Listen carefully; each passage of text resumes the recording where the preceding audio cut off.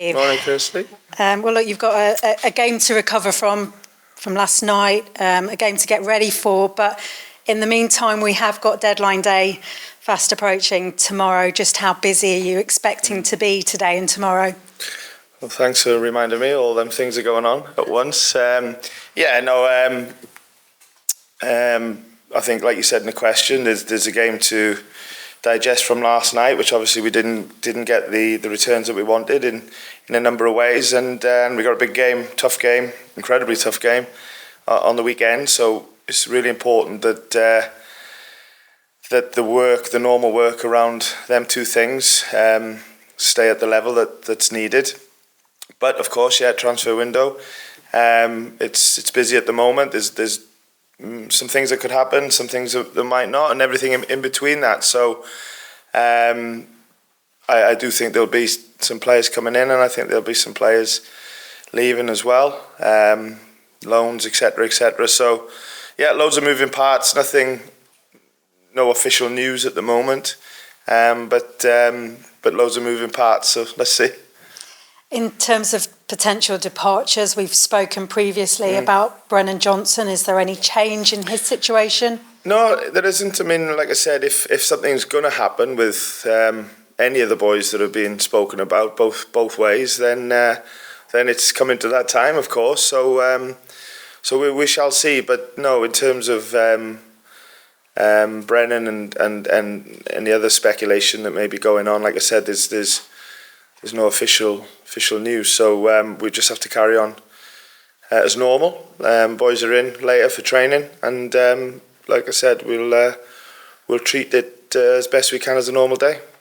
How hard is that for you and all your planning when you don't know if you're going to lose a player of his stature at the club, an important player? You don't know whether you'll have him for the weekend. Yeah. Well, I think you have to be careful. You don't assume that any player might not be here on the weekend. I think that you have to take the information that you receive from time to time from the club and the points in a certain direction that things may go, and deal with that. So I wouldn't say that there's massive disruption to our planning, apart from some injuries that we've picked up this week, and with it being a 3-game week and trying to manage the usual circumstances around that. So listen, we always have the best plans laid down for games, and it normally goes straight forward. There's always something that comes up, and the context of this week, that it could be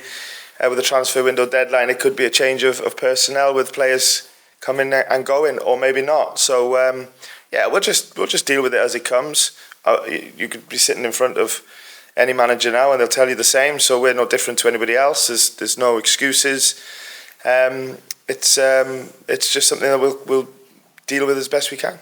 What's your gut feeling? Will Brennan still be your player come the weekend? I'm not really thinking about it because one, you've asked me that question for about 6 weeks, and two, like I said at the start of our conversation, Kirsty, I just really think you've got to focus on what you're in control of, and that's the daily work. So, like I said, the players are reporting later, which was the plan. After a night game, meetings, training, recovery for some boys, all the normal stuff. We'll just carry on as usual. You're being linked with a whole host of names coming into the club. Batshuayi and Didi, Callum Hudson-Odoi, just to name a few. Are they the kind of players, the calibre of players you'd like to bring to the club? Well, I think we would all like to add the right players to our squad. Any manager will tell you that. So for sure, if there's some things to be done that we feel can help us, then I do believe that there's a couple of players, Tavares and Murillo, that they're at the final stages, not quite done, but the process is ticking along quite nicely. I hope I haven't gone too soon on that, because as you know, until things are officially done, then you never quite know. So there's a lot of work going on, and there's maybe some things being speculated that could be very true, and some that couldn't be any further away from the truth. And like I said, probably everything in between that. So if we get the opportunity to strengthen the squad and reshape the squad a little bit in a way that we feel is going to help us, then for sure we'll be up for it. But it's easier said than done. In terms of getting ready for this game coming up at the weekend, big game, Joe Worrall has served his suspension now, but he's been dealing with issues off the pitch. A really sad incident that saw him lose his uncle, the policeman who lost his life very sadly in this incident in Nottingham. How have you been dealing with that with him, and will he be available to play? Yeah, well, they're two very different things, and their family always comes first. And you're right, Joe has been dealing with an awful tragedy, and has lost somebody who's very close to him, and obviously dealing with the family and etc. etc. So, listen, when any of our players or staff have difficult moments, we like to think that our biggest strength here is how we come together. Behind the scenes and on show on a match day, it's something that we're all very proud to be part of how much of a together club we are. So Joe for sure is dealing with the tragedy. We're supporting him as best we can. We've known since the incident happened, or I certainly have, with Joe, and unfortunately it's come into the public light now. But we're here for him. Like I said, family comes first, football comes second, and we'll help him and his family as best we can. I guess it does, as you say. It probably makes everything else seem insignificant at the time, but you do have to focus on the football as well, and get all the players ready for that whilst they're coming around him and supporting him as a player. How is the mood around the camp at the moment? Because it's been a difficult couple of games that they've been dealing with on the pitch.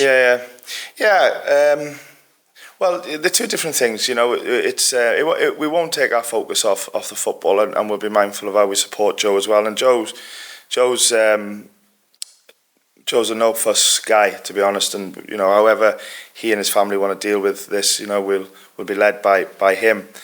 But he won't want it to interfere in any way, shape, or form with football. And hopefully football can give him a little bit of respite as well. So it's not going to affect our plans. The guys are really together. If anyway, these sort of things should motivate even more, to bring togetherness. So, it's a really tough game on the weekend away at Chelsea, Stamford Bridge. We knew these 3 away games before the first international break were going to be tough. They've proved to be that too, although we've shown some real positive signs in the performances, and on another day, could have got a point or two. So we need to really focus on what we've done well in them games and look at the stuff that we know we need to do better, but be really motivated, certainly to play better than last night, that's for sure, and to go to Chelsea full of confidence and belief in the fact that we can have a positive day, and I feel like the signs in the 2 away games so far have shown us that there's no reason that we can't go there full of belief. We know how tough the challenge is going to be. An incredible squad of players, world-class manager, all them obvious things that we know. We've got to be perfect on the day, but why not, Thanks, Steve. Thanks, Kirsty. Thanks. Hi, Steve. Hey, Rob. You all right? You mentioned that away from home you're looking more potent. 3 away goals already. It took you well into the new year, I think, to manage that last season. Has your approach changed quite a lot, and how many chances you're creating and the link-ups? Well, I'm mindful that we're going into a really tough game on Saturday, so for sure there's been some better signs in the league performances so far in terms of what you alluded to about creating and scoring goals, but it's still very, very early days, and bare minimum we've got to aim for is to keep that going. I'm also mindful that we haven't picked up any points away from home, so although there has been some positivity, but it's only a comparison to last season, which wasn't very good at all, both in performances a lot of the time and definitely results. But we're just really, really committed to trying to improve all aspects of our game, home and away. At the moment, we'll talk about away games because of what's coming up on Saturday, and we're just addressing every single aspect as we go along.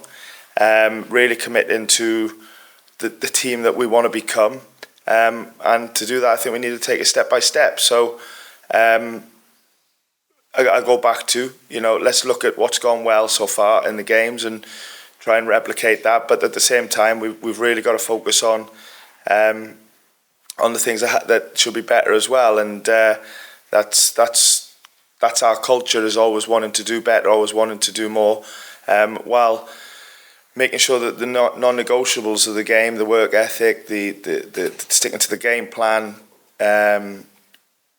is at the highest level, because there's no room for error in this league. So loads of things to focus on, but I think what we have done definitely so far this season, in the 3 league games, is focused even more on ourselves, on our internal performance, on what we can do in a game, which, to be fair, is what we've believe in anyway.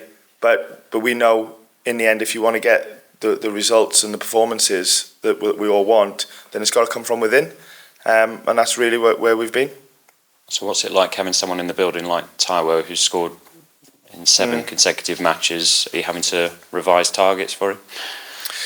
No, not really. I think for me it's when something is going really well, I think there needs to be an absolute paranoia about not getting complacent, not taking your foot off the gas, and striving to do even better. And in the end, I think that's what the real top teams, top players, in all walks of life, and certainly sports, do, is that what's been sort of what's gone is never enough, and I think like our work with T at the moment is to keep believing in him, is to keep supporting him, but to keep pushing him that he's got to keep this going if he can, and like I said, the goals are the talking point, and we want that, and every team loves a number 9 that can score, but we've just been really pleased with how his performances have been, how he's trained.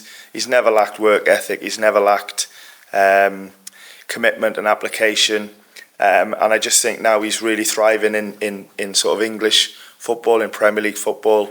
Last season, probably some time on the pitch, some injury that he picked up, which were unfortunate. He's had a real good period and experience of understanding what it takes to do well in this league. So he's certainly started well, he's going well, but the ambition has to be to keep improving and to keep going. If he can keep scoring, great, but I want him to focus on keeping playing well as well, because he's a real handful.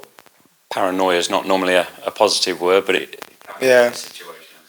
well, maybe it's the wrong word. Maybe there's a better word to describe it. But I guess what I'm saying is that when things are going well, the mentality has to be to keep improving and not to stand still. And that's where we are with T.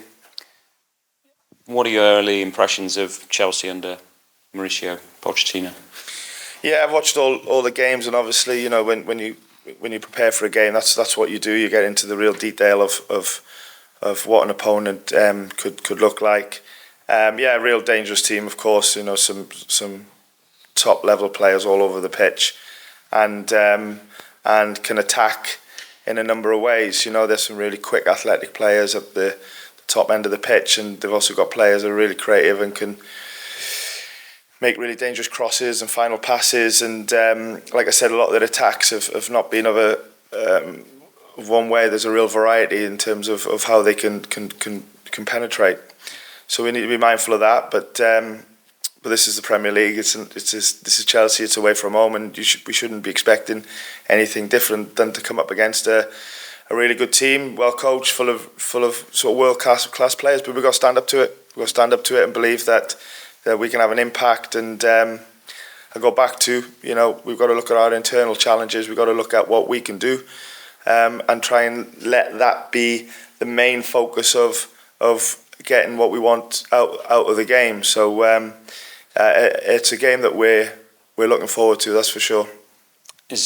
you've talked about focusing on yourself, but is part of it as well because Chelsea have got another churn of new players, having obviously been through Graham Potter, Frank Lampard, and now another new manager, and it's very early on in his phase, so I guess he's not completely set on how they want to play and which players he wants to use.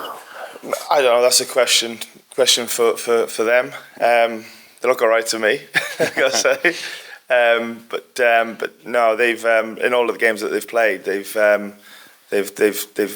had some really good phases of play and some real good attacking moments. And obviously, the game against Liverpool was a real high level game, as you'd expect, between Chelsea and Liverpool. So no, we're fully aware of the players that they have and what they can do and the qualities they have. But let's talk about us a bit more and see what we can bring. Yeah, just finally from me, we're interviewing Scott McKenna later. Can I ask you what attribute or part of his game or mentality that has really, initially impressed you to earn your trust and obviously become a fixture in your team in the promotion year and then continue to be a very reliable player despite obviously a number of new arrivals in that time? Yeah, I think there's not many guys sort of that. I think I'm coming up to 2 years there now. Is it two? Yeah, two seasons and 2 years, which is sort of 3 seasons if you like. We've only just started this one, and Scott's one of not many that has been ever present. So it's been nice to see him grow, as you just mentioned, through that promotion year and adapting to Premier League football. And I feel that's what he's done. He never gets too high or too low. He's a real sort of very committed, very professional player, very engaged in his learning, and for me has taken things nicely into his stride. Of the challenges of, like I said, trying to get out of the league and then dealing with being in the league, dealing with some injuries, and we want to keep him on that upward trajectory for sure. So because there's a lot of growth in Scott still. I don't mean height because he's obviously a big lad. I mean in his game that we really want to push him with, and I just hope he believes in himself as much as we believe in him, because we really feel that he's got another level to go to. A little bit of luck with injury. Obviously, it's not the case at this moment in time, but a little bit of luck with injury and a little bit more experience at the level, and we feel that he can keep progressing, and that's a nice challenge to be working with him. Thank you very much. Really appreciate it. Cheers. Hi, Charlie. Hi, Steve. Just one from me. On the transfer stuff, mentioned players coming, players possibly going. Do you need to get players out so that you can get certain players in, just in terms of balancing the squad, but also balancing the books FFP-wise? Don't know on the latter part of that question. I'm obviously aware that FFP can have an impact with clubs, etc. But I can't tell you I'm an expert in understanding of it. I think for sure you do have to get the balance right with numbers and positional mix in terms of strength and depth for certain positions. So I think that is a natural process of, if some players come in, some players will leave, or if some players have to leave, then we have to replace. So nothing out of the norm really in terms of that.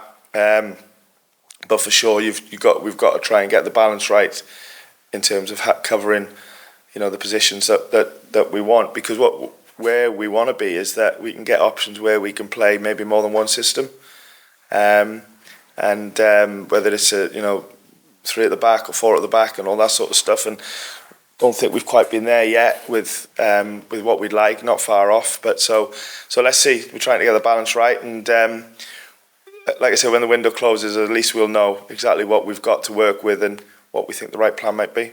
Thanks, Steve. Thank you. Hi, Steve. Hope you're well. I just wanted to go back to Joe just briefly, if I may. First of all, I know you said he's obviously dealing with a lot right now. I wondered how he was, but also what support the club was actually offering. A few months ago, I actually spoke to Sir Aurier and we spoke about the death of his brother, and he said he wanted to get back playing almost straight away as a tribute to his brother. I think, respectfully, I think that it's Serge's story to tell, and I think it's Joe's story to tell as well. I don't want to speak too much. These are grown-up guys who are very clear on there's personal situations, whether it's unfortunate circumstances like that or football or wherever. So all I can say is what I said to Kirsty before, is that our support for him is unconditional. That's what we do here, sort of on and off the pitch. And that's what we're offering Joe at the moment. Beyond that, I think he'll speak if he wants to, when he's ready. All I know is that we're here for him, and whatever he needs from us, he'll get it. Do you have a decision to make about, not just necessarily in Joe's situation, but other players, whether they are mentally prepared and capable of playing in a big match? Yeah, that happens every week. That's the life of a Premier League player. So I don't think. Listen, if you mean around the circumstance with Joe.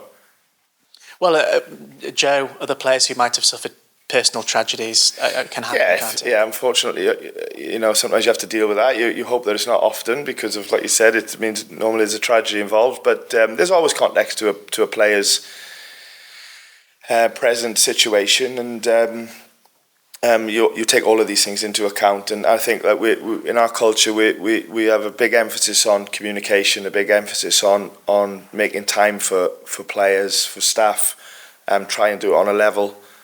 I say all the time, we don't like to work with a hierarchy sort of attitude. Of course, there's times where people like myself have to take the lead on certain things, but in general, we want the culture to be a real level one where everyone has a similar voice.